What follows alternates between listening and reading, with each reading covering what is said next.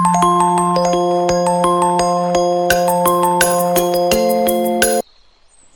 सुनते हो, बारिश का समय हो गया है।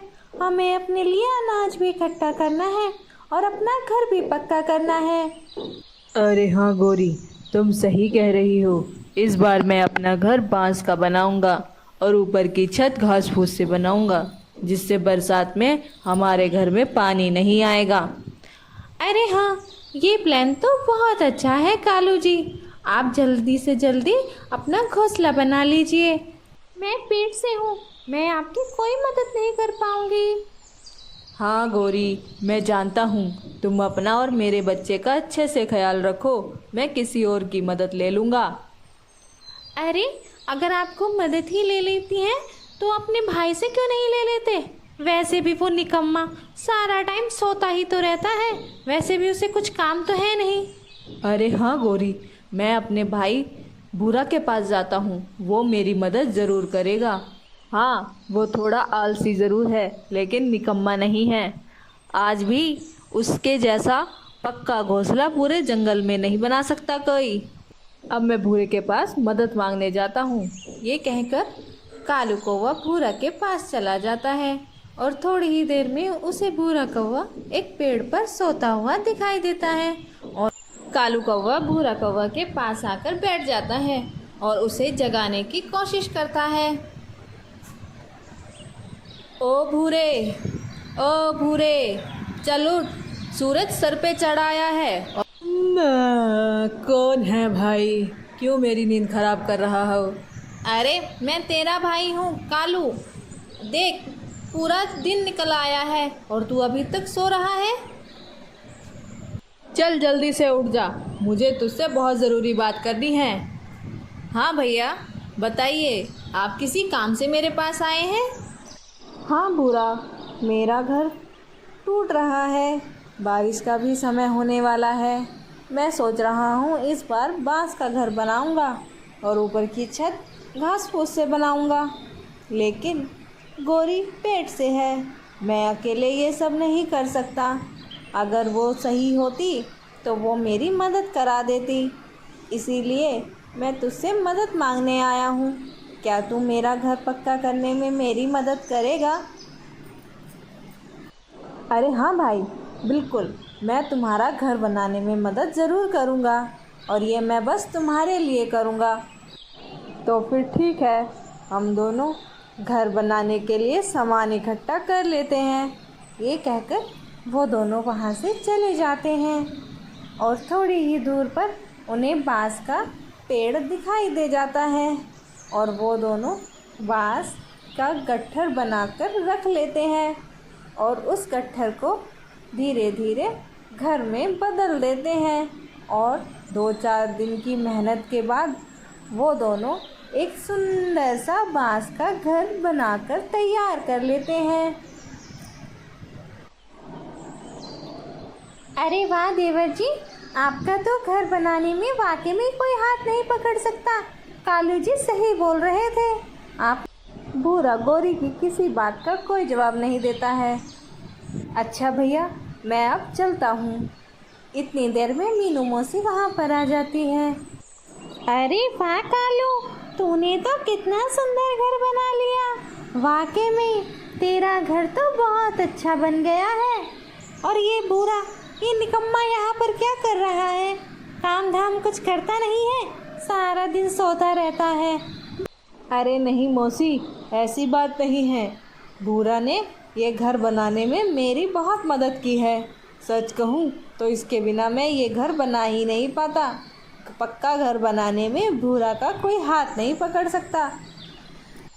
मीनू मौसी सोच में पड़ जाती है। हाय राम, ये मैंने तो खुद ही अपने पाँव पे कुल्हाड़ी मार ली। मेरा तो खुद घर कच्चा हो रहा है, अब ये भूरा मेरी कैसे मदद करेगा? किसी भी तरह मुझे भूरा को अपनी मदद करने के लिए मनाना ही होगा। क्या हुआ मौसी, तुम किस सोच में पड़ गई? अरे कुछ नहीं, मैं तो ये सोच रही थी तुम्हारा घर तो पक्का हो गया, लेकिन मेरा भी घर टूटा हुआ है। पर मैं कहाँ मुझसे कुछ हो पाता है, इतनी उम्र जो हो गई है, ऊपर से ये कमर का दर्द मुझे कुछ करने ही नहीं देता। कोई बात नहीं, जैसे तैसे मैं अपना काम कर लूँगी। अच्छा भैया, मैं यहाँ से चलता हूँ। अरे मीनू जल्दी सोच, अगर ये यहाँ से चला गया तो तेरा घोंसला कैसे बनेगा। चलो मैं भी चलती हूँ, मुझे भी अपना घर पक्का करना है। मेरी ऐसी किस्मत थोड़ी है कि मेरे पास तेरे जैसा भाई हो जो इतना अच्छा घर बना सके। मुझे तो सब अकेले ही करना होगा, फिर चाहे कमर में कितना भी दर्द क्यों ना हो। अरे मौसी, आप परेशान क्यों होती हैं? भूरा आपकी मदद कर देगा घर बनाने में।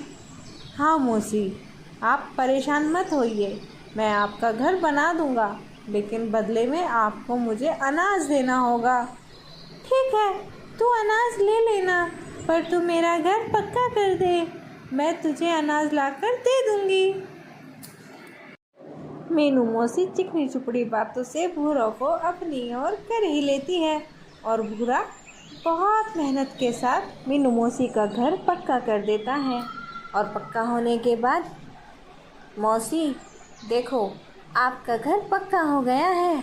आप जैसा मैंने आपसे कहा था, अब मुझे अनाज दे दीजिए, मैं अपना काम कर चुका हूँ। अरे हाँ भूरा, मुझे याद है तुझे अनाज देना था, लेकिन काम के चक्कर में मैं जंगल जा ही नहीं पाई। और देख, अभी तो इतनी रात हो गई है, मैं कल सुबह तेरे लिए अनाज पक्का लेकर आऊँगी। अच्छा ठीक है मौसी, मैं कल सुबह तक इंतज़ार कर लेता हूँ। और वो ये कहकर अपने घोंसले की तरफ चला जाता है और वहाँ बचा कुचा अनाज खाकर सो जाता है। अगली सुबह हो जाती है। सुबह सुबह लाडो मीनू अपने दोस्तों के साथ भूरा के घोंसले के पास पहुँचती है। भूरा भैया, भूरा भैया। अरे क्या हुआ लाडो, तुम सुबह सुबह मेरे घोंसले पर क्या कर रही हो? भूरा भैया, हमने सुना है आप अनाज लेकर सबके घर पक्का कर रहे हो। हाँ सही सुना है। ठीक है, हम आपको अनाज दे देंगे। ठीक है, अगर तुम मुझे अनाज दे दोगे तो मैं तुम्हारा घर भी पक्का करवा दूंगा। धीरे धीरे भूरा सब पक्षियों के घर पक्का कर देता है और बदले में अनाज दे देते हैं। तभी मौसम की जानकारी रेडियो पर आती है। कुछ ही देर में जंगल में भारी बरसात के साथ तेज़ तूफान आने वाला है। सभी जंगल के पक्षी अपने अपने घोंसलों में आराम से रहें। अगर ज़रूरी ना हो तो घोंसले से बाहर बिल्कुल भी ना जाएं। सभी अपने घर पर सुरक्षित रहें। अरे, सबके घर पक्के करने के चक्कर में मैं तो अपना घर तो पक्का करना भूल ही गया। अब 2 दिन में मैं अपना घोंसला कैसे पक्का कर पाऊँगा? मुझे सबकी मदद लेनी चाहिए। सबसे पहले वो मदद लेने के लिए कालू के घर जाता है और कालू के घर जाकर दरवाज़ा खटखटाता है। उसकी आवाज़ सुनकर कालू घर से बाहर आता है। कालू भैया, क्या तुम मेरी मदद करोगे? सबके घर पक्का करने के चक्कर में मैं अपना घर पक्का करना भूल गया। हाँ हाँ, क्यों नहीं, मैं अभी गौरी से पूछ कर आता हूँ। मैं भूरा के साथ जा रहा हूँ।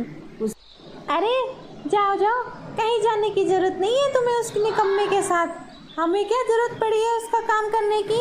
और अभी तो हमने अनाज भी इकट्ठा नहीं करा, पहले वो जाके इकट्ठा कर लेते हैं।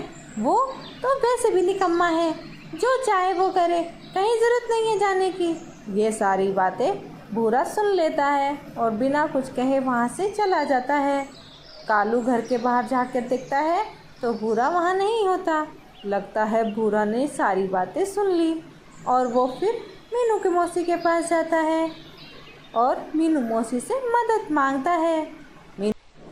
ओए माँ, मेरा कमर दर्द, मेरी तो कमर में बहुत दर्द हो रहा है। अगर ये दर्द न होता तो मैं पक्का तेरी मदद करती, लेकिन क्या करूँ, मेरी उम्र हो गई है, इसलिए मैं तेरी मदद नहीं कर पाऊँगी। आप सबकी मुसीबत होने पर मैंने आपकी मदद की, लेकिन आप मेरी मदद नहीं कर रहे हैं। कोई बात नहीं, मैं अपनी काम खुद कर लूँगा। अरे तू तो बुरा मान गया। सच में मेरी कमर में बहुत दर्द है। अगर ये दर्द ना होता तो मैं तेरी मदद जरूर करती। अब तुझे यहाँ से जाना होगा। भूरा वहाँ से गुस्से में चला जाता है। गुस्से में वो लाडो और टोनी से मदद लेना भूल ही जाता है और गुस्से की आग में वो पागल हो जाता है और जाकर अपने घर बैठ के सोचने लग जाता है। और उसे बहुत गुस्सा आया हुआ था। मुसीबत पड़ने पर मैंने सबकी मदद की, सबके घर पक्के किए, लेकिन मुझे ज़रूरत पड़ने पर किसी ने मेरी मदद नहीं की। अब मैं इन लोगों को ऐसा मज़ा चखाऊंगा कि ये सारी उम्र याद रखेंगे। मैं इनको छोड़ूंगा नहीं। अगले दिन सुबह जब सारे पक्षी अपने घर में अनाज लेने के लिए निकल जाते हैं तो भूरा कौवा सबके घरों में आग लगा देता है। धीरे धीरे आग तेज बढ़ जाती है और सारे पक्षी जब अनाज लेकर घर लौटते हैं और अपना घर जला हुआ देखते हैं, सब बेचारे बहुत परेशान हो जाते हैं। अरे ये हाय राम, ये मेरा घर किसने जला दिया? हाय राम, मेरा घर तो जल गया।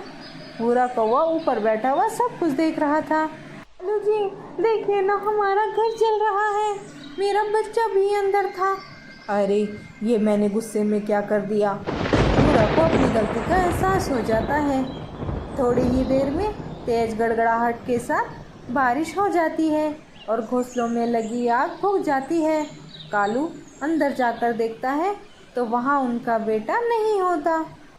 अरे यहाँ तो सोनू नहीं है। सोनू थोड़ी ही देर में लाडो के बेटे के साथ आ जाता है। अरे सोनू, तू कहाँ चला गया था? मैं कितनी परेशान हो गई थी। माँ, मैं तो इसके साथ खेलने गया था। लाडो भी अपने बेटों को देखकर चैन की सांस लेती है। ऊपर वाले तेरा शुक्रिया, तूने हमारे बच्चों को बचा लिया। ऊपर बैठा हुआ भूरा ये सारी बातें देख रहा था और वो अपनी गलती मान लेता है सभी के सामने। मुझे माफ़ कर दीजिए। अरे नहीं नहीं भूरा, इसमें तेरी कोई गलती नहीं है। अगर हम तेरी मदद कर देते तो तू ये कभी नहीं करता।